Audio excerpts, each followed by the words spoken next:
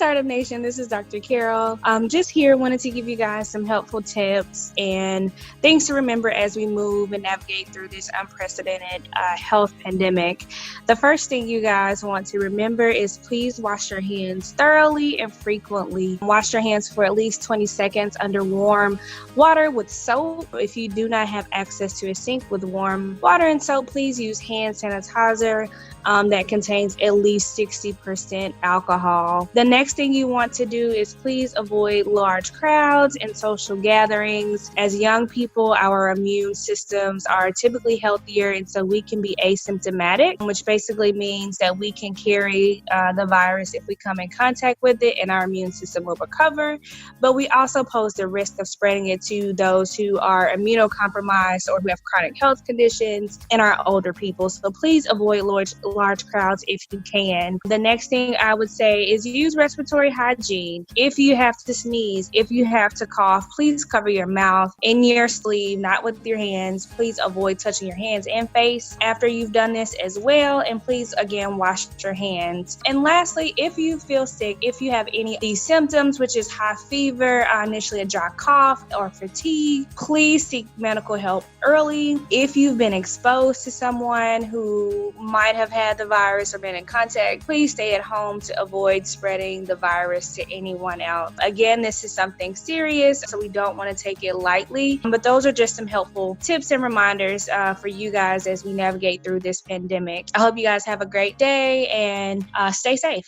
The Startup Life is powered by Canvas People. Startup Nation, my wife and mom are always getting on me about taking pictures of my daughter with my phone and never sharing it with them. They say I'm holding the pictures hostage, which I think is just absurd.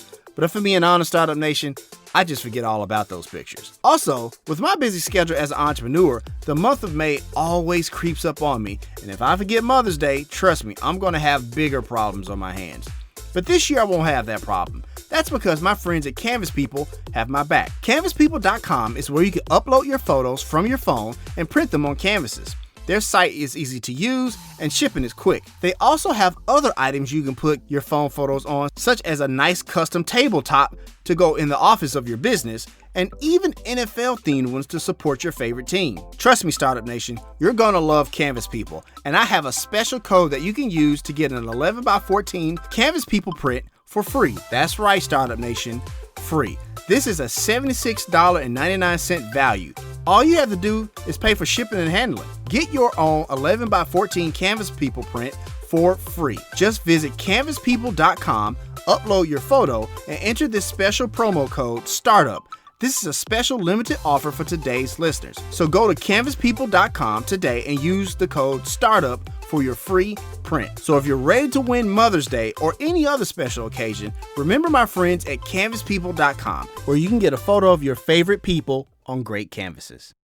The Startup Life is powered by Ladder. Startup Nation, as an entrepreneur, you are the engine that powers your business. We have had many entrepreneurs on the show, from those that played Division II basketball, quite a few Ironman participants, and even an NFL quarterback. And the one thing they all have in common is that they know getting early morning workout wins leads to business success for the day. However, it's super important what fuel you use for your workout to get that early morning success.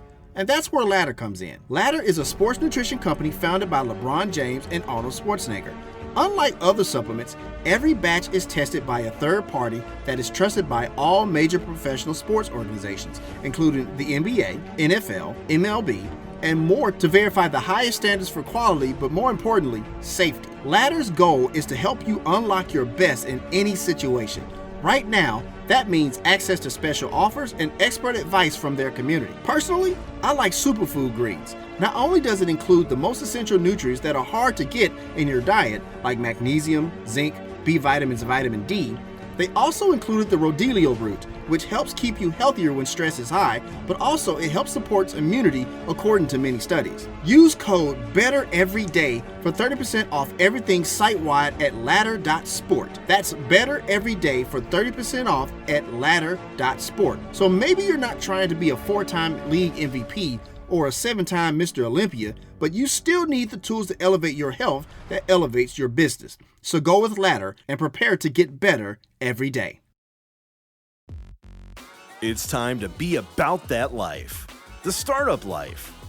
Here's your host, Dominic Lawson. All right, Startup Nation, so I hope you're ready to receive some value today. My name is Dominic Lawson, and this is The Startup Life, the show for entrepreneurs and career-minded professionals. And today, Startup Nation, we have a fantastic guest on the show. Look, with everything going on with coronavirus, COVID-19, however you want to call it, I know a lot of business owners are trying to figure things out.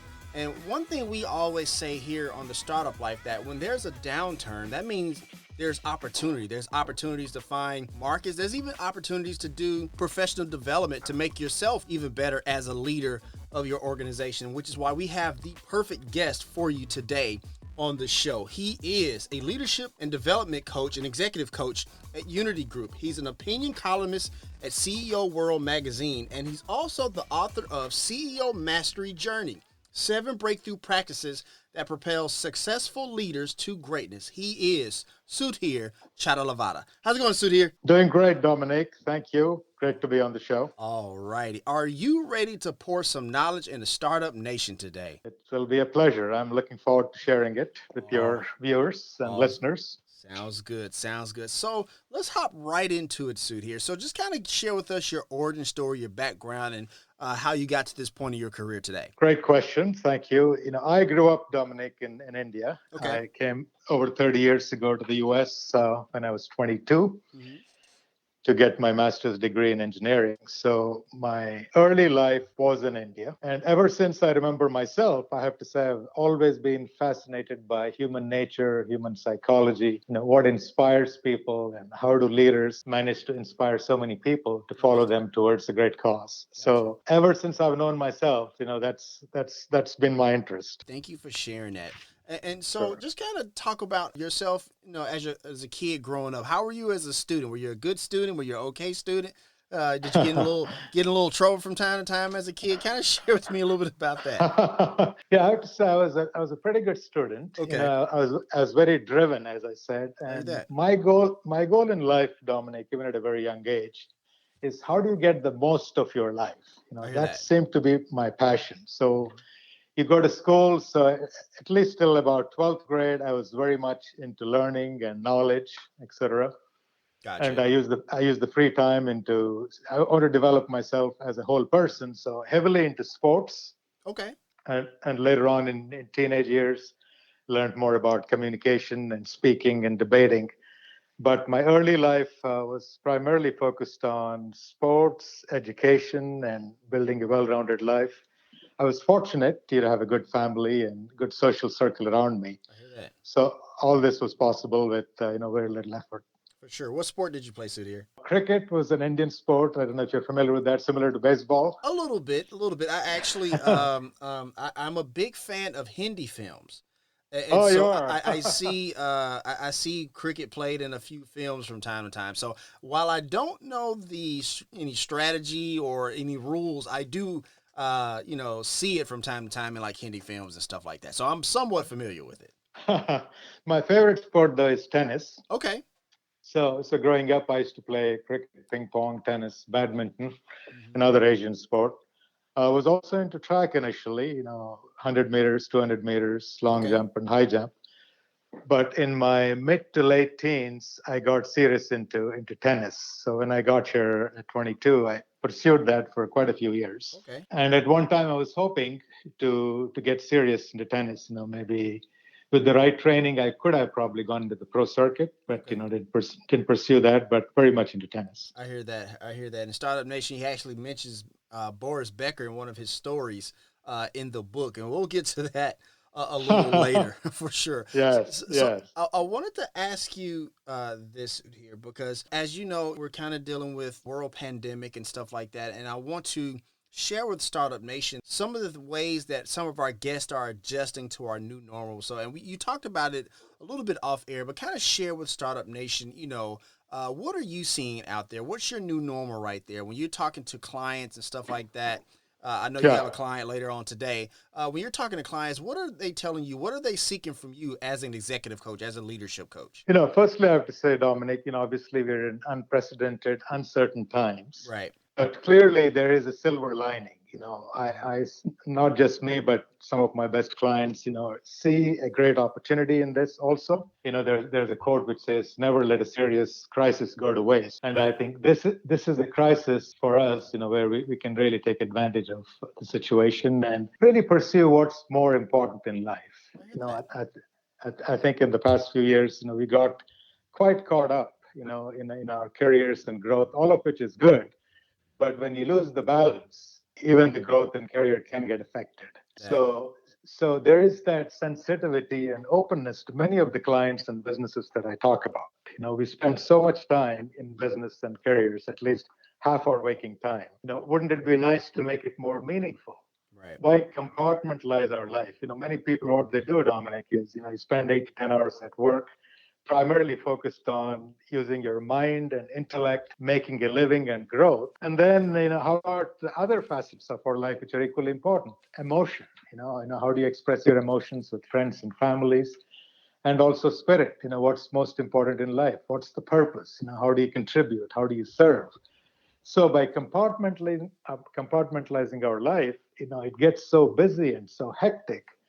And the maximum amount of time that we spend at work is not as meaningful for a lot of people. Right. And unfortunately, as you know, according to the Gallup poll, in the last 30 years, the employee engagement hasn't moved. It's been stuck at 30%, in spite of all the remarkable shifts that we have made in technology and growth. Absolutely. We are the richest nation on earth. So what is it, right? Why is the employee engagement so low? It really comes back to purpose and meaning and managing stress. So the answer to your question, a lot of cutting edge thinkers and leaders and businesses have been talking about this for a while. And this crisis is an opportunity to dig deeper into that. I hear that. And work on people talk about human capital and employees, right? So let's really put that into practice now. Sure. How do you take care of each other? How do you empathize and deal with the situation? So I'm getting really busy working on that stuff, on coaching, on mindfulness and, employee engagement and aligning the cultures. So it's been a busy time. Thank you for sharing all of that. And you're so right. We get so busy and bogged down with the day-to-day, transactions, email and reports and stuff like that, that we did, as you said earlier, kind of lose that balance.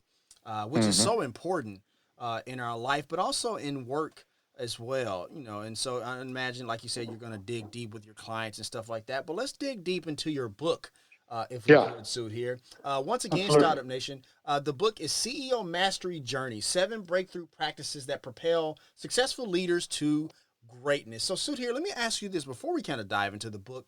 What made you write this book? Was something out there missing?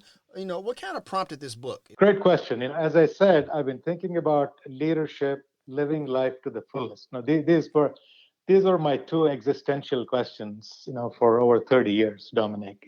How do you make the most of our life, and how do you lead and inspire others to give their best? Now, this was the quest I was on. So in my quest, obviously, I looked at a lot of stuff and the leadership books that are written, and what I find is the books like Good to Great and many other wonderful books describe what great leadership is all about. But there's no description of how do you get there. Okay, I understand what great leadership looks like, how it's demonstrated, but if I want to become a great leader, what are the steps I need to take? So since that was my own personal journey, I took the journey myself first.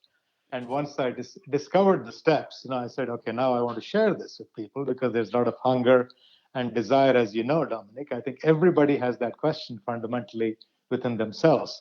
How do I make the most of my life?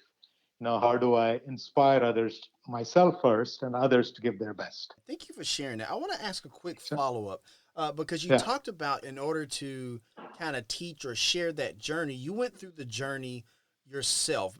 And I always, see how the best teachers do exactly that. They go through the journey themselves, so that way they can have not only the experience of that journey, but also kind of share their own type of personal anecdotes, their own type of personal kind of spin on it.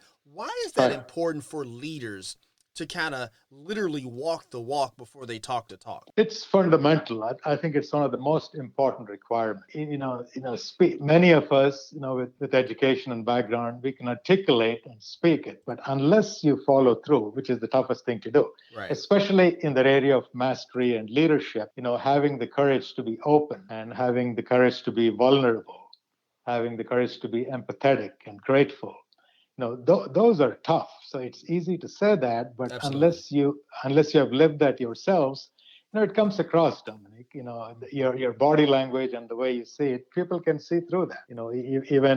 Even listening to the voice or watching you on Zoom or TV, you can tell if a person is just saying it or has this person lived it and experienced this in his own life.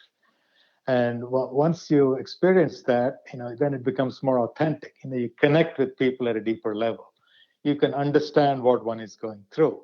And that's the first step in coaching anyway. It's not about what I know. It's about connecting with the person first, understanding where he or she is. So that's why going through this journey is so important, because if you don't, you miss that. Startup Nation, I hope you caught that, because Sud here brings up a very very strong point, because leadership and building relationships is all about being genuine. It really is. And if people can't tell that you're genuine, they may not follow you. They may even call you out from time to time, which can be a bit embarrassing as well. So thank you, Sud, here, for sharing that for sure. Sure. Absolutely. If I can make another point. Absolutely, Dominic. please. So as a leader, especially in a business organization, you have the hierarchical authority. So because of your position and rank, you can order people and, you can tell them to do it. They may do it if they don't have a choice for a while, but that's not how you get buy-in. That's not how you inspire. So my suggestion is, instead of using your hierarchical authority, use moral authority. So when you walk the talk and when you're genuine, people will follow you. You don't need to have a rank or a position or a title. Now, that's what we're talking about. That's the leadership which is inspiring and which helps in building great organizations. I hear that. Thank you for sharing all of that for sure. So, Sudhir, in part one of your book, there's a part where you talk about combining self-interest and altruistic connections to be that servant leader that is required, in today's leadership. For today's leader, that up-and-coming CEO, what does that look like put into action? How can they model that? How can they put that into action as they progress forward in leading the organization, leading a business, and things of that nature? Great question. What I find with the CEOs that I work with, and CEOs in general, Dominic, they have what I call professional mastery. So these folks have worked for many years, gone to school, got the experience, and they have mastered their craft, be it engineering, science, finance, accounting, manufacturing, operations, whatever. They have mastered that craft. But to be a very successful CEO, or to be the best you can be, there are two other levels of mastery. One is personal, so meaning personal and organizational. So personal mastery is about being present, not worrying about the future, which is uncertain, or not being held back by the past. We all have a past. Absolutely. So it's about being present and being focused on right action now, and dealing with the uncertainties that are around us all the time. In an uncertain world, in a complex world, in a volatile world, how do you stay present and focus on the right action? So that's personal mastery, and be in that state of inspired state, where you're empathetic and grateful for what you have. So unless you imbibe those qualities within you, you can't be present and you can't master yourself. So that's step one. The other part is organizational mastery. Once you are demonstrating that capability, how do you inspire others to do the same? So those require a different set of skills. So the answer to your question is, most of them come with professional mastery. If some of them are fortunate, in their background and upbringing, may have opportunity to express themselves personally and be leaders of certain type. But in most situations, this is what a CEO needs. And that's where I focus on, personal mastery and organizational mastery. I hear that. Thank you for sharing all of that. And speaking of mastery, that actually leads me to my next question, because you have a part in there on page 157, and I want to read this quote really quickly, Startup Nation, to kind of provide some context. It says, quote, "A leader, especially an enlightened leader, needs high self-esteem, not a large ego," end quote. So, we see a lot of people in Startup Nation. We see a lot of people out there in the business world, so here to where, they really do exude that confidence as they lead a team and stuff like that. But, and some kind of, are looked at with a large ego. Why is it important to have like a high self-esteem, but not necessarily like a large ego? What's the difference between the two? This is a question which many, many experienced, successful leaders grapple with, to be honest with you, Dominic, is what is the role of ego? And the question I get normally is similar to what you're saying. Don't I need ego to be successful? Isn't ambition important? Without that, how can I drive? How can I have the passion? Right. So the point of that is, we have fundamentally two aspects to our life. One is, of course, self-interest. So the self-interest is driven by ego, where personal growth, ambition, and drive and passion and authority come from, right? So clearly, that's what makes us successful. However, there's also another aspect we all have, which is selfless service. We like to contribute, we like to serve. So unless you give expression to both aspects of our nature, we are not living our life fully. We're not living in a state of inspiration, and we are not allowing others to express themselves fully. So my point is that in business organizations, we see a lot of self-interest, self-driven, ambitious, passionate folks who have had great success, and there's nothing wrong with it. I think that's wonderful. However, if you add the other element to it, which we all have within us, to contribute, to serve, and not leave that for after work for a nonprofit organization or to do that work after you retire, why not combine the both so we can get the most of ourselves and people around us? So that's what I mean by selfless. Now, you need ego to drive for self-interest and to drive ourselves and motivate people. Gotcha. But to have selfless service, it requires dropping the ego. Ego is no longer in the driver's seat. It is serving us now, right? And then and that happens, Dominic, when our self-esteem is high. So self-esteem and ego have inverse relationship. When our ego is low, our self-esteem is very high. So we are confident, we're comfortable. We don't get flustered by criticism or feedback or other opinions. But if our ego is very high and self-esteem is low, then it's very hard for a leader to accept criticism, to take input, to drive an organization. You need that, right? It's not a one-person organization. You need a team of people. And it's very important to have that selfless service and self-esteem and low ego to be successful. I hear that. And that's a very interesting point, Sud, here, because the thing is that, you talk about like having a little bit of ego, but you have to know when to turn it off, because I guess it just goes to, there's a time to use it and there's a time not to have it. There's a time to rely on other things. So I think that's very fascinating and very great value to Startup Nation. Exactly. And I appreciate you sharing that for sure. Exactly. So when is ego in the driver's seat and when is it in service? Absolutely. Absolutely. So ego is good for protecting ourselves, right? For self-interest, to protect ourselves, to be safe. But ego is not helpful when you want to serve and contribute and collaborate and work with each other unconditionally.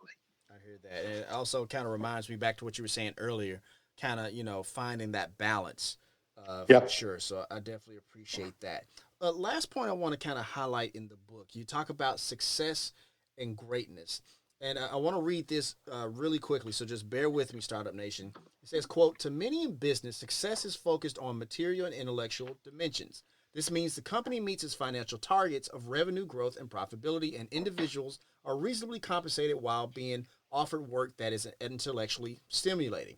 However, an increasing number of employees and professionals are no longer satisfied with this narrow focus," end quote. And so when I read that quote, Sud, here, it reminds me about how we're always hearing these news stories and these articles and these TED Talks about millennials and Gen Zers who care a little bit more about the social side of business than it is just the spreadsheets and the numbers and the transactions and the the metrics, if you will. Is that what kind of inspired that part of the book, or is that something that's always been there in business, but is now just being highlighted a little bit more? What are your take on that? There you go. It's always, as human beings, it's a human need. It's a human necessity to live our life fully. However, we didn't think we had a choice. Back in the day when I was working in the late 80s and 90s, this is exactly how I was thinking. You could say I was a millennial back then. But most of my colleagues and folks, they just start here. What are you talking about? I don't think you have a choice. This is how work is supposed to be. So nobody dared ask those questions or pursue that path. I think it's a fundamental human need, which is coming up more and more with the current generation. But I wouldn't say it wasn't there. Most of us thought we probably didn't have a choice. We, as I said earlier, compartmentalized our lives. Go to work, use your mind, get a paycheck, and if you want to express other aspects of your life, do that outside work. That was the thinking. Gotcha. Let me ask you this. How do we, just kind of a follow-up on that, in your opinion, how do we make that shift from that's how it has to be as opposed to now we have a choice? Do you think the consumer has driven this point, or just a change in society as we address more social issues in business, in politics? I guess I want to know what your commentary is on that. What's your opinion about that, if you don't mind me asking? Yes, I think they're all connected, Dominic. Okay. So the awareness, the consciousness is shifting. I hear right? that. So we as a developed nation, I think to keep it brief, I would say, to summarize three aspects of it, right? So three aspects of growth. First is to make a living. It's about survival and getting the basic needs. So I think as a nation, we have, for the most part, in spite of all the challenges many folks have, we still have poverty. Of course. But the majority of the folks are in the second phase. It's not about basic needs, but it's about growth and intellectual stimulation. I hear that. And the third phase, after you satisfy your personal growth needs and ambitions and desires, is now you want to serve, you want to contribute. I think what we are seeing in our society in general, and it applies to leaders, employees, consumers, we are making this transition from phase 2 or 2.0 to 3.0, where it's no longer sufficient just to make money, just to make a lot of money, just to grow. I think we want to do more than that. We want to collaborate, we want to contribute, we want to serve and do something noble. So when that awakening happens, the old model starts to fall off. For example, one of the landmark events that happened a few months ago is, our model, our business model has been based on shareholder-centric model, right? So for the longest time, shareholder supremacy was critical. For the first time in history, last year, about 181 of the top companies, corporations, and CEOs, including guys like Jeff Bezos and of Amazon and Tim Cook of Apple, they said that business has a larger purpose. So they have to take care of not just the shareholders, but all the stakeholders, meaning employees, suppliers, community, etc. So when that shift happens collectively, then that means it's time for the business model to change, and even for the politics. And I don't mean to wade too much into that, but the silver lining in this too, Dominic, is we talk about polarization and how we are divided. Absolutely. But this is something our forefathers predicted a long time ago. Because what happens is when the collective awareness has not risen, we are comfortable with either or, right? The guys on the left say we are right, guys on the right are wrong, and vice versa. Right. But when the collective consciousness rises, we're saying, wait a minute, nobody's fully right or fully wrong. Maybe it's best of both. So I think when that shift happens, then the either or solutions, the left and right and the two-party system, or in the business environment, being just passionate and authoritative is no longer enough. You have to add compassion and care and empathy to it. So in business, in society, in politics, we're going through that shift, which means there has to be a fundamental shift that needs to happen in the model in how businesses are run and how leaders are elected and governed. I think that shift is coming. All right, Startup Nation, so we're going to go ahead and take a quick break. We got to pay some bills. Once again, my name is Dominic Lawson, and you're listening to The Startup Life.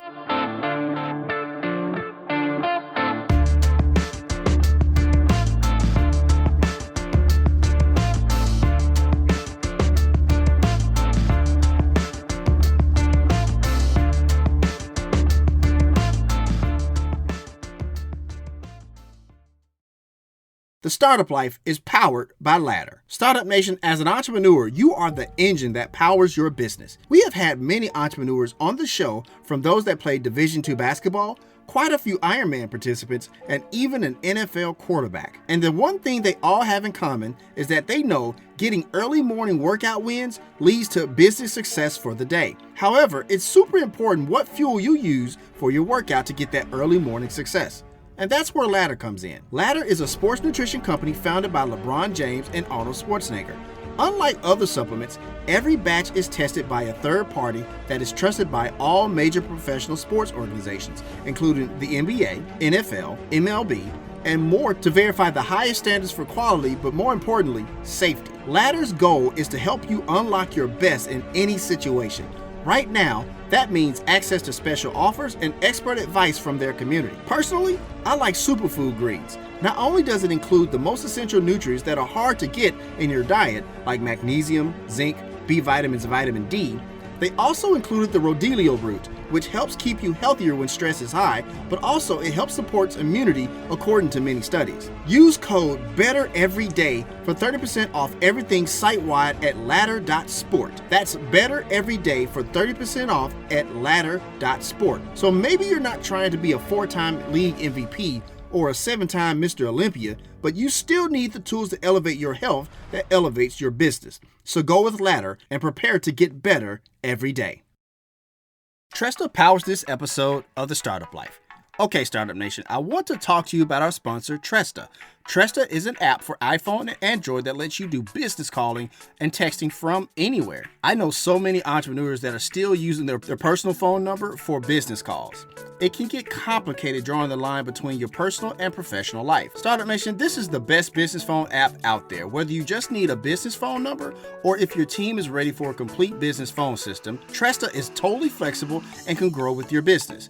And it's all unlimited calling, texting, and all of the powerful call management features like auto attendance, call recording, user groups, and more for just $15 per user per month. With Tresta, there's no contract, and you don't need any special hardware, just your smartphone you're already using. Tresta is easy to configure, so you can set everything up yourself, all online, avoiding all the hassle and high overhead costs of setting up a traditional business phone system, which is important because as entrepreneurs, we are always trying to cut cost and time. They're offering a 30-day free trial so you can see if Tresta's virtual phone system is right for you. Communicate smarter and more efficiently with Tresta. Start now at Tresta.com/startuplife. That's TRESTA.com/startuplife. The link is there in the show notes if you're listening on the podcast. Tresta, business communication simplified. Startup Nation, we tell you all the time that no one does anything great on their own. That includes starting a business or a nonprofit, or even becoming a thought leader or an influencer. My point is that you need a team to do it successfully and responsibly. And that is why you should contact DR & Associates. Danielle and her team provide branding solutions, along with digital and social media marketing that provide tangible results you are looking for. No matter if you are a Fortune 500 company or an author looking to make an impact, DR & Associates needs to be part of your team. They are one of the few firms whose leadership has been recognized by Google, which is proof of concept that they are very good at what they do. Contact DR & Associates today to grow your online presence. The number is 615-933-3681, or you can visit their website at drandassociates.com. Also, make sure you follow their Facebook page as well. DR & Associates, providing real clients with real results. All right, Startup Nation, welcome back as we continue our conversation with today's guest here on The Startup Life. Once again, Startup Nation, we are talking to Suhir Chatalavada, the author of CEO Mastery Journey. And you mentioned, politics and stuff like that. And I want to remind Startup Nation that we are a political show and we do not lean either way. But I want to ask you this in relation to your book and the work that you do.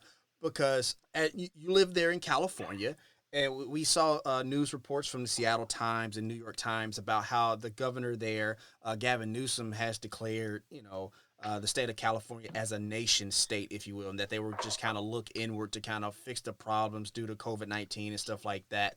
And maybe not necessarily take guidance from the president or something like that. And I want to ask you this. Is that because the thing is, when we're talking about a governor, that's an executive level position, like a CEO or president or something like that. When we see stuff like that, is that leadership or is that insubordination? What do you think? Great question. I love that question.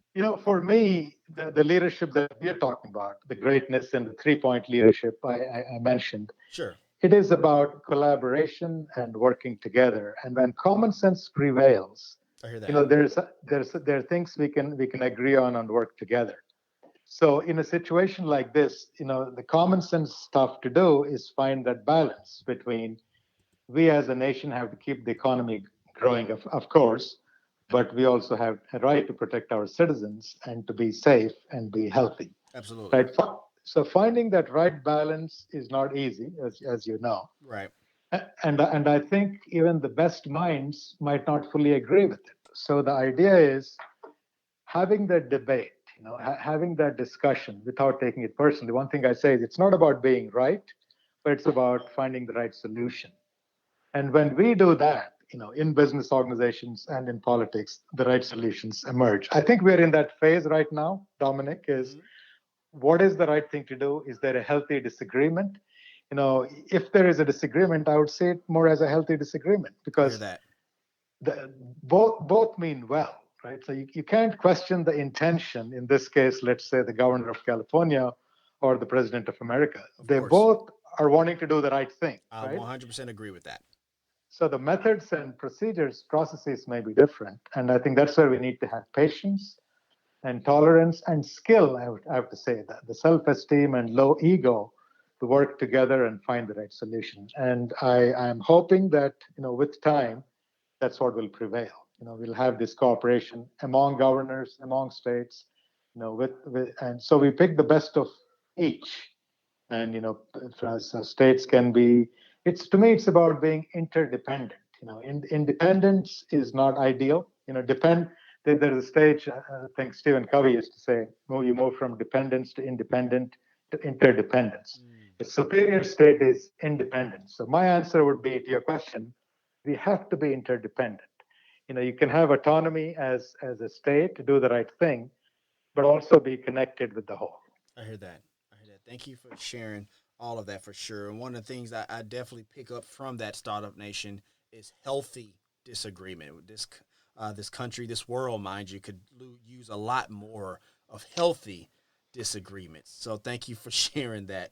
There you go. For sure. I want to ask you this, last question related to COVID-19, because, obviously a lot of people that's kind of on the forefront of a lot of our minds here. But we're seeing a lot of, in references to CEOs, we're seeing a lot of CEOs and executives slash their own pay. Some are, either taking half or some are just taking no pay as this global pandemic kind of runs its course, if you will. We were talking earlier about the genuineness of certain actions from CEOs and stuff like that, because I imagine there are some consumers who look at this stuff and it's like, and just kind of roll their eyes like, look, he's already got billions of trillions of dollars anyway. Like, it's not going to hurt him regardless. So if I'm a high-level CEO and I'm making six figures and I slash my pay and stuff like that, what are some of those things I can do to relate to not only my team members that work with me, but also the consumer base that I'm serving, that, it's a genuine act and that I am doing it in the best interest of the customer and in the best interest of the organization? Very important question, Dominic. And this actually expands to the society too. Is, our goal, I think most reasonable people would say, in a business organization, you want to build a meritocracy. You want to provide equal opportunity for everybody to succeed and give their best. Right. At the same time, you want to reward people who are working harder and who are producing more. the trick though is, how do you balance that? So the reason why socialism failed was they did not do a very good job of rewarding high performers very well. Right now, the capitalism, unless it's practiced well, could also have a problem. Right. So unless we get the balance right, it's about rewarding people who are doing well, but at the same time, there has to be the gap cannot be too large and unconscionable. Right. So how a business can set an example, for example, is, in times of crisis, as long as your people are all working hard, working well together, then you can share the pain. So sharing the pain, it goes a long way, especially when people feel like the team members are pulling their weight too. However, if half your team members are slacking off and not doing their job, sharing the pain may not be very effective. So a CEO's job is to make sure that he or she is running a meritocratic organization. And once people there are doing well and giving their best, now let's talk about sharing the pain. Gotcha. I think that's the balance. I work with the CEOs myself, and this is how you can set an example for the larger problem we as a nation are facing, and the world in general, the inequality. Right? I think we have done a remarkable job in the last 200 years in alleviating poverty and generating more wealth. Right. But where we are struggling with the inequality, how can we reduce that gap? And the answer to that, Dominic, as business leaders, we can set an example within the organization by building a meritocratic organization, but managing the gap reasonable.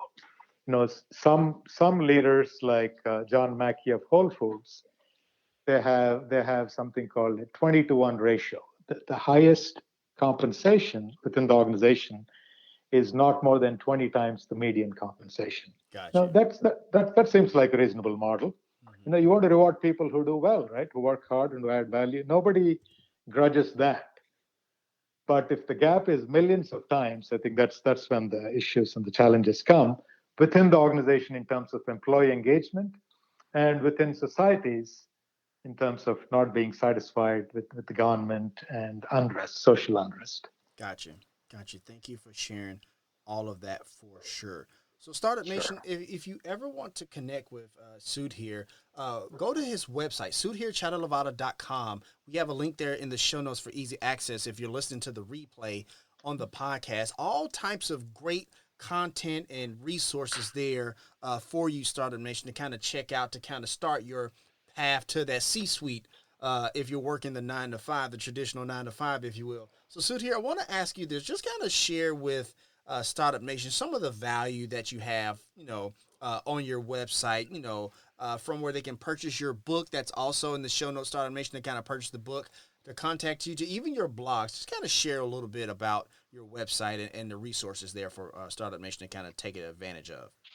Absolutely. One of the feedbacks I get a lot, Dominic, from the readers and colleagues and people who have read the book or reading the book, they say that you have packed a lot of information into that, and they're reading and rereading it because it's my life's journey, right? I put personal and organizational mastery into it, and I packed a lot of stuff inside it.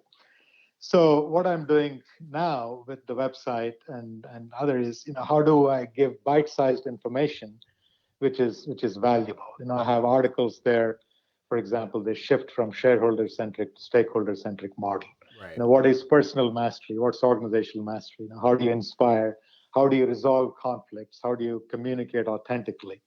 So the website is providing that information in smaller chunks for folks to understand and use it immediately for their practical needs. I hear that. And Startup Nation, on one of the blog posts, it's titled "Stay Present, Unleash Your Full Potential." And this goes back to what we were saying earlier about tennis and Boris Becker. I'm always fascinated by people who do similar work that you do, Sudhir, and teachers and stuff like that, that they always use, things from other sources to kind of, share their point, prove their point or accentuate their point. And Right. You use tennis and Boris Becker, who is one of the all-time greats, Right. tennis players for sure.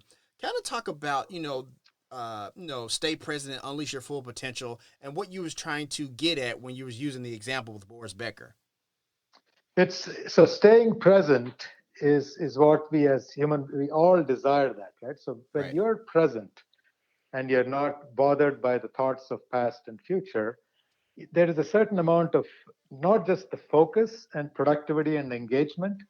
There is a joy and a bliss that comes from within us. Now, that's the reason why we love travel, because the change of scene makes you stay focused more on the present. So staying present is so important in all facets of life, especially in sports. So Boris Becker, I think this was not necessarily conscious. He was 17 years old when he won the Wimbledon I think back in '84. Right. But he had this remarkable gift, right? So he would make a poor shot and he would immediately forget that. For us, for most of us, it's so difficult. When you tank a shot, especially if it's an easy one, it stays with you for the next 2 or 3 points. And this guy had a remarkable gift to stay present, forget the past. Now let me give the best I can. So staying present and these skills, by the way, which leads me to another question. I can answer your question by intruding another question, Sure, Dominic. sure. Is leadership learned or acquired? So many of these things, so many of these things we're talking about, right? Self-esteem, empathy, and gratitude. So we all have a certain capacity for this, right? So some of us are naturally gifted in these areas more than the others. Right. However, everyone, all of us can get better in all these areas. There are things you can do to become more present, to be more grateful. So it's that, but this is inner practice, right? You go within yourself, know yourself, and calm down and be mindful. That's when you improve your state of presence. So it's very important not only for tennis players and athletes, but for leaders and CEOs, and just we're all CEOs of our own lives. So even to lead our own lives, it's extremely important to stay present. And the key is we can all get better at it. I hear that. Thank you for sharing all of that for sure. So I know that you've spoken at many different organizations, Fortune 500 companies, mid-size companies, and things of that nature. When people ask you, Sudhir, to come and speak to their organization, what's the number one thing they're either trying to fix, or what's the number one thing they're asking you to kind of really drive home to their audience and to their team members? I think whatever the question they have, there's always an underlying question, Dominic. Gotcha. So they might say, how do you inspire us? What does a future leader look like? How do you work with conflicts? How do you improve employee engagement? Or how do you build a great organization? How do you build an aligned team of leaders?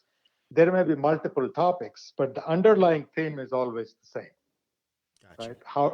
How do you build exceptional organizations where we are profitable and purposeful?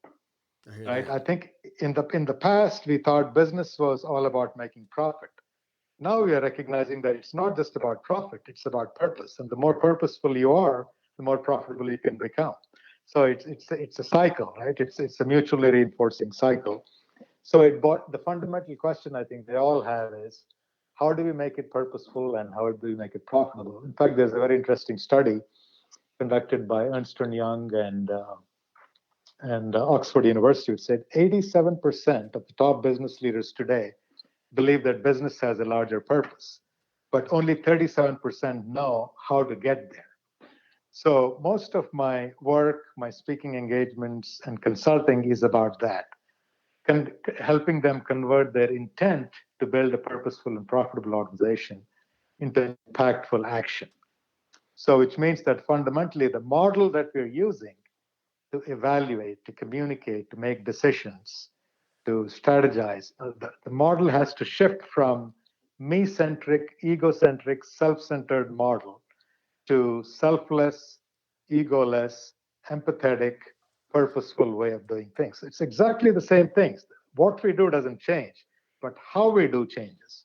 How we communicate, how we decide, how do we evaluate performance, how do we strategize, how do you conduct meetings, and how do you compensate people? So that's where the real opportunity is, and that's where a lot of questions come from. I hear that. Purpose leads to profit, Startup Nation. Purpose leads to profits. I appreciate you sharing that For sure, Sahir. Right. For sure. So let me ask you this, because there's many CEOs out there, in the business world and things of that nature. If you could just pick one right now that you could just work with, just pluck them out and put them in your office today, who would that CEO be and why? And maybe not, they're not like struggling or anything, but you can get them to the next level. Who is that dream client of yours? Jeff Bezos would be one of them. Okay. The reason I say that, in fact, is because Jeff is an exceptional brain, right?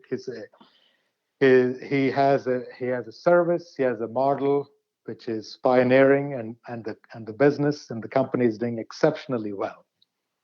Now, if you can add the other element to it, so it's extremely profitable. Clearly it's serving a need. It's customer driven, and so all of that is going well for them.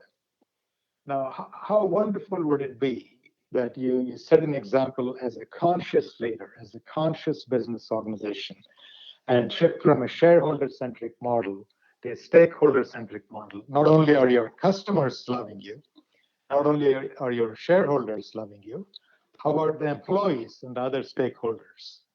Where it becomes an exceptional place to work. You're highly rewarded, and work becomes meaningful, and you get the most out of your life, and you give yourself your best version. I think that example starts from the top. And when Jeff makes that shift from being an exceptionally bright, highly intellectual leader to adding more emotion and purpose and spirit for a larger cause, it'll be awesome. And I think those are the kind of leaders we need in business and in society and in politics. I hear that. Thank you for sharing all of that for sure. Once again, Startup Nation, we're actually wrapping up with Sudhir Chatalavada, the author of CEO Mastery Journey, 7 Breakthrough Practices that Propel Successful Leaders to Greatness. And if you want to purchase that book, we have a link there in the show notes for easy access. I definitely think you want to add that, Startup Nation, to your entrepreneurial toolkit. Whether you're an entrepreneur or a career-minded professional and you're thinking about getting to that C-suite one day, you definitely want to put this in your toolkit for sure. So, Sudhir, we were talking earlier off air and stuff like that. You're talking about you got a family full there at the house and stuff like that due to everything that's going on and stuff like that. What are some of those family fun activities you guys are doing since you're kind of all together and you kind of have that time now to kind of do that stuff? Yeah. What are some of the things you guys doing for fun? It's a lot of stuff for fun. We're eating good food, cooking together, and staying healthy. It's important to eat healthy food. So we're cooking together. Watching some wonderful movies together. We're playing some word games. Okay. And most importantly, spending the time with each other and asking, what is our highest goal and how can we help each other to be the best we can be. I hear that. So practicing what I preach, with myself and with the family. I hear that. And, just kind of talk about a little bit, Sudhir, if you would, how that reconnection with family can be so important to your business career, entrepreneurial ventures and stuff like that. Because I imagine that plays a huge part. It's a huge part. And this is what I share with the CEOs too. Mm-hmm. So, which actually brings up a very good point, Dominic, is most successful professionals and CEOs, as I said, have a very strong intellect. They're very passionate, very driven, very authoritative, and accountable. Right. Now, the fear most of us have when we're operating in that state is, wait a minute, if I become more empathetic, and if I empower people more, if I let my guard down, if I become vulnerable, will I lose the edge? Will they lose the edge? Will the productivity somehow drop? Right. But the answer is exactly the opposite. Because once you're operating at that state, you don't go back. By adding empathy and gratitude and empowering people, what I find based on my own experience and with many other leaders that I work with, you become even more passionate. By adding compassion, you become even more passionate. By adding empathy, you become even more authoritative. By empowering, you become even more accountable. So that kind of practice, by the way, comes from family and friends. When you use every opportunity and every interaction to be more empathetic, more grateful, more open, more transparent, more authentic, it only makes you even more passionate, even more powerful, even more inspiring. So spending that family time, connecting with people makes us better human, not only better human beings, but better professionals, better team players at work, and better leaders for sure. I hear that. Thank you for sharing all of that for sure. So, Sudhir, I'm going to ask you this. What's your superpower and why? In fact, one of the CEOs I was talking to yesterday, he said, I don't know, Sudhir, how you figure a person out within minutes. And you seem to know exactly what they're like, what ticks them, and what makes them move. Right. And I think that superpower is something we all have, Dominic, because at the end of the day, we are all human beings, have the same needs, have the same desires, and have the same drives. And ultimately, it's about having fun, being purposeful, being joyful, having a meaning in life, and contributing. That's what drives us, right? So we are fundamentally driven by the same characteristics. So when you go within and understand yourself, Right. Who is Sudhir? What does he want? What makes him tick? What's he good at? What makes him upset? What makes him joyful? When I understand that about myself, not only do I know who I am, I get to know who Dominic is, so I get to know my family, or anybody else I interact with. You can just figure them out. I hear that. And that's the superpower we all have the capacity for. And I am fortunate to have nurtured that. I was not born with it, obviously. I worked at it. Right. And my goal is to share that with anybody and everybody who's interested.